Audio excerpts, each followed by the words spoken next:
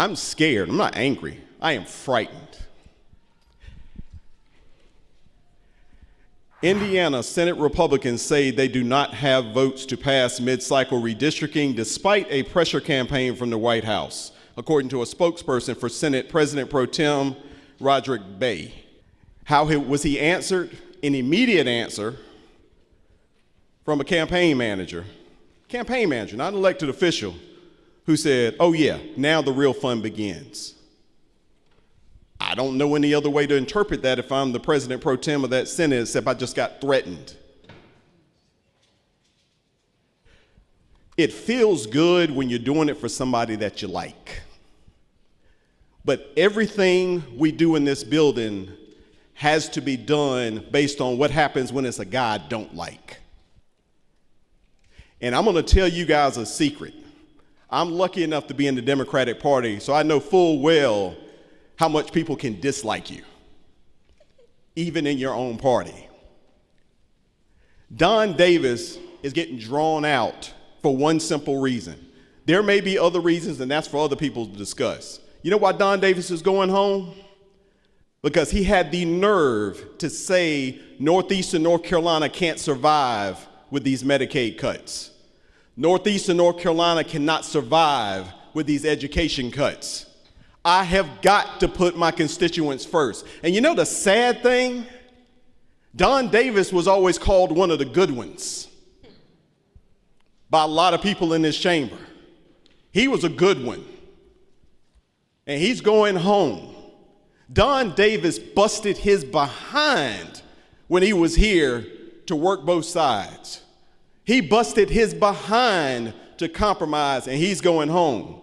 And I can go ahead and tell you, Roderick Bey can go ahead and count his days. He's getting primaried and he's going home. I said yesterday, John Bolton is under indictment. James Comey is under indictment. And I know that's not a big deal to anybody now because you're like, look, I'm gonna stay on the good side, but what happens when it's your district? What happens when the people who put you up here say we can't do what they're asking us to do? You're right, it's been transparent, but I'm not going to get into why we're doing this because I'm not in the room. I know what the news has reported. I know what the quid pro quo is supposed to be for this. And what I know is the House didn't draw this map. The House wasn't asked their opinion. And the House is getting nothing out of this except for to be able to say that we are doing what we've been asked to do. What I can say candidly is this, and I remember this as clear as day. My 8 years out of 11 were spent with Roy Cooper. And I can't tell you how many times I sat there and listened to somebody say, don't you just do what Roy Cooper says. He's not your boss. You're in the legislature. I mean, I think I heard that every week. And I replied, I like Roy Cooper a lot, but he doesn't tell me what to do. I do what I think is best for my folks back home.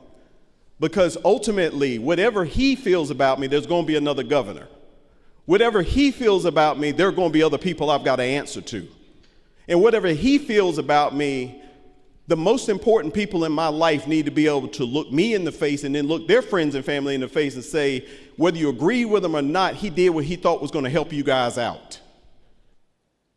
And that's done. That ends today. Because you can't tell me that out of 71 members, there's not one district that's getting hurt right now by the present agenda. This isn't about how you feel about this person. There's always going to be another person. We've had members serve for 40 years up here. Do you know how many presidents and governors those members go through? But this body stays because we are the last line of defense for this state. We are the last line of defense for the people who got us here. Do you know how hard, all of you have been through this that have been in rural counties. Do you know how hard it is to lift yourself up when everything is lined up against you? Do you know how many good benefits, lucky breaks you've got to get to end up how you end up here? And do you know how many times one thing going bad, one bit of government money not showing up, one program, one service not being there, and you're back home? And you're working somewhere You're making $7.45 an hour because you didn't know the right people at the right time. And that's not what this country was built on. And it is shocking to me. It is shocking to me where we are right now. This is easy. If you are Republican in this state and in this country, you can run anything. Every last one of you could stand up and say, nah, I'm not doing this. And you know what can happen to you? Nothing. You've got a working supermajority, according to the newspapers. You can pass any bill at any time, do anything you want. And we're passing a bill right now for somebody that won't even sit in the room and talk to you about the budget, which is the only job we've got. And I don't know why, and I don't care why, and it's not my business. But at some point in time, I'm not telling anybody they're going to lose office. I'm not telling you that the voters are going to make you pay and all that. I don't know what the voters are going to do. I never know. What I do know is this: there is somebody you care about back home who is going to suffer with these cuts. There's somebody who is going to die because of these cuts. There's some brilliant child at home whose chances are now cut off because they're just not going to have the money for a school.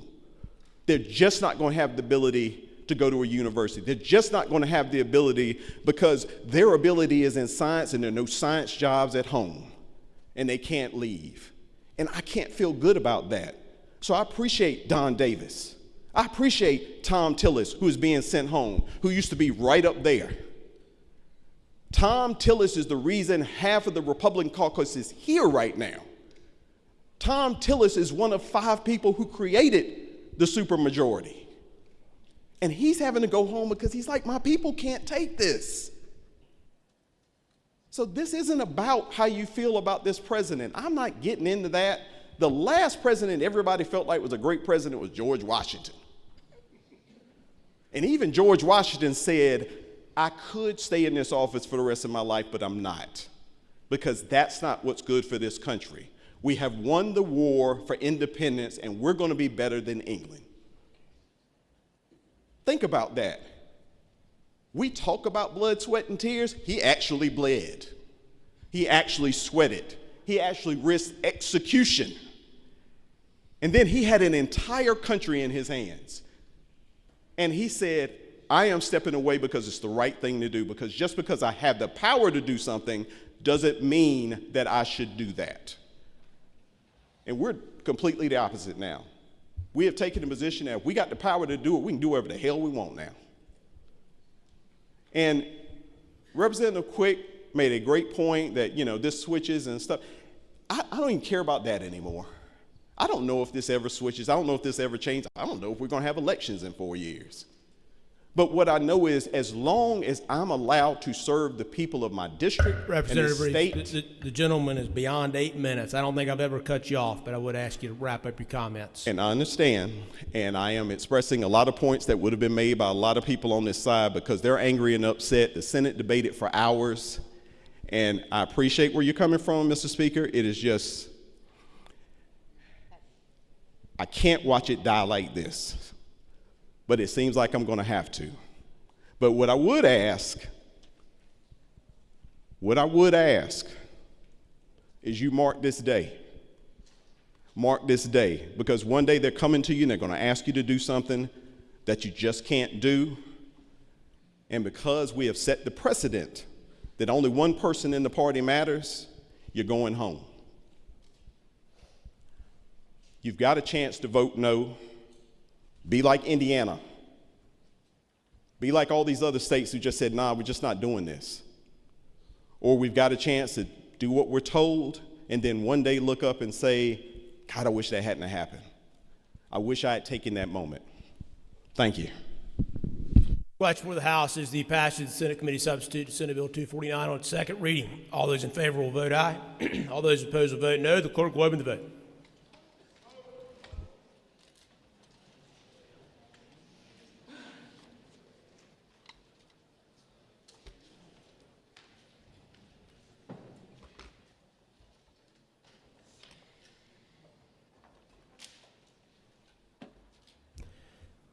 Clerk will, like machine, record the vote, 66 having voted in the affirmative and 48 in the negative. The Senate Committee Substitute, Senate Bill 249, having passed its second reading, will be read a third time.